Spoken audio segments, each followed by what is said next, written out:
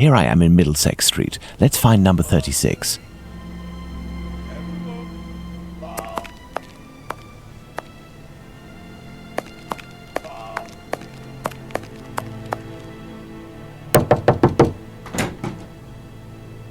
Hello, sir. What do you want? Hello, Ma'am. I would like to speak with Mr. Levy. Do you know if he's in? I am Mrs. Levy, his wife. He's not arrived yet. Do you know when he'll be in? No idea. You know, he works at the butcher's and helps at the slaughterhouse. It often happens that he doesn't come in until early morning and then leaves right away. Well, listen, as soon as your husband Joseph returns, tell him that... My husband isn't called Joseph. You aren't the wife of Joseph Hyam Levy? No, of course not. I'm the wife of Jacob Levy. Mr. Hyam Levy used to live here with his parents, but he moved. Mommy, who's the man that you are talking to? But this poor child has syphilis. He carries the mark on his face. Leave us, children. Go back inside with your brothers and sisters. Yes, Mother. As I was saying, Mr. Hyam Levy doesn't live here. He works in a butcher's near Aldgate, but I don't know exactly where. But if you find him, he will surely live next door. Butchers always live near their work. Could you possibly give him a message on my behalf? I don't see him often, and, well, even though we know him, we aren't on friendly terms, you see? Is he bothering you, Mommy? No, Simon, not at all. That's a handsome boy you have. It's strange that he has light hair. He takes after his father. Strong, with light hair. Wait, he sounds familiar to me. A man of about 50 years old, very big, at least 6 feet tall, and left-handed, correct? You are mistaken yet again. My husband is only 32 years old, no taller than 5'3", and he's right-handed. Obviously, there are many Levys in the area. I will leave you, and I pray that you will excuse the disturbance. Perhaps we will have the pleasure of meeting again. Farewell, Ma'am. Goodbye, sir.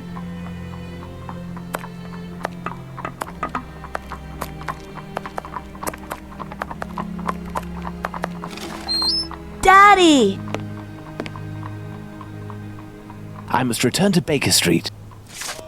Let's go to Baker Street.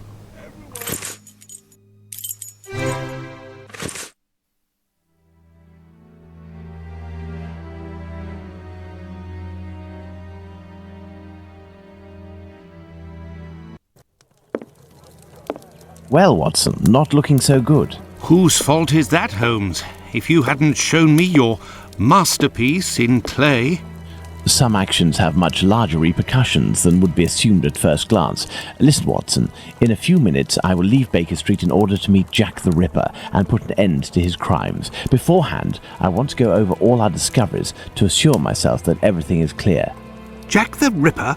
You know the identity of Jack the Ripper?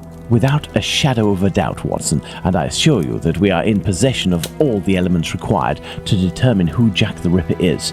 Would you like to do this work with me?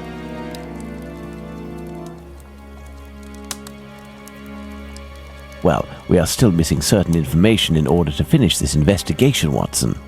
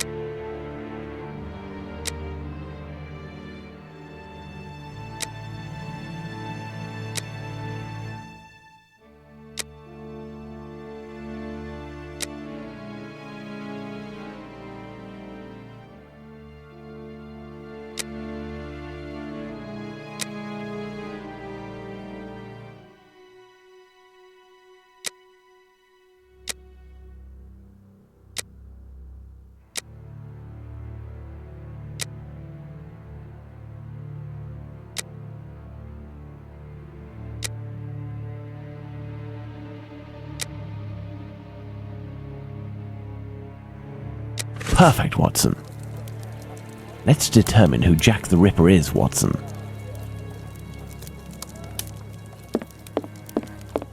Thus, we have 5 suspects. Let's add the elements that correspond to each of them.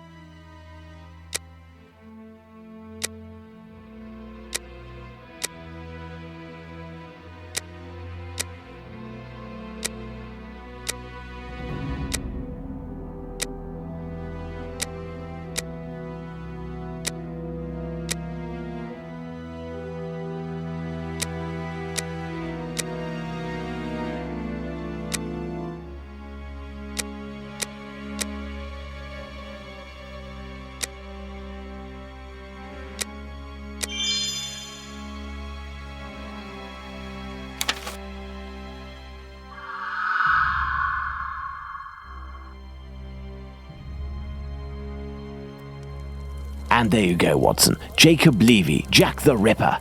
Fantastic, Holmes. And terrifying. But some aspects of this case are still unclear, at least for me. For example, Watson? Why does the man only kill prostitutes? The man kills prostitutes because he blames them for the misery of his life.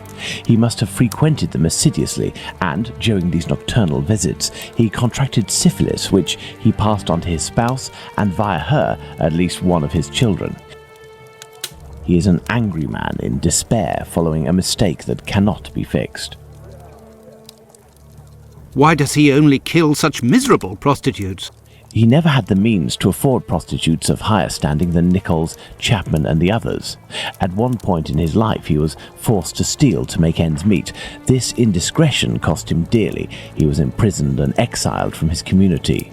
He had frequented low-class prostitutes, thus it was they who infected him and they who must pay.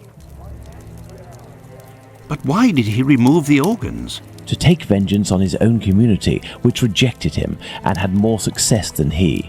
He is a man who bore the burden of a sinister reputation, that of a thief and a madman, because of his internment. So he took his vengeance in the most cowardly and horrific manner imaginable. He rubbed his knife on the uterus of a sick prostitute before using it. He passed Edow's kidney off as a veal kidney. Why did he disfigure the faces of the last 2 victims? Revenge yet again, Watson. This is what you did to my child. You will suffer the same fate. And the piece of apron and the message at Goulston Street? The only reason to have placed the piece of apron incriminating the message and attracting attention towards himself is that the people that Levy holds responsible for his arrest live in this building. The butcher's where he committed the theft is found in Goulston Street, and the majority of the butchers who denounced him surely live close to their workplaces. But finally, Holmes, why didn't his wife or anyone else notice anything? His wife has many children and must be very busy. The man is a butcher, which must facilitate things when one is questioned by the police in the street and must justify the bloodstains on oneself. Furthermore, butchers often work during the night as the meat must be sold fresh each morning. His nocturnal absences were easily justifiable. Finally, he works in the butchers or slaughterhouses. Nothing could be more simple than slipping a kidney in here and using a knife soiled with human blood there. This story is frightful, Holmes. Indeed, Watson. Lies, infidelity, venereal disease, murder, mutilation, and finally cannibalism. A complete anthology of what humans at their most vile are capable. Let's go at once to Whitechapel and put this madman where he can do no more harm, Holmes. Let's, Watson.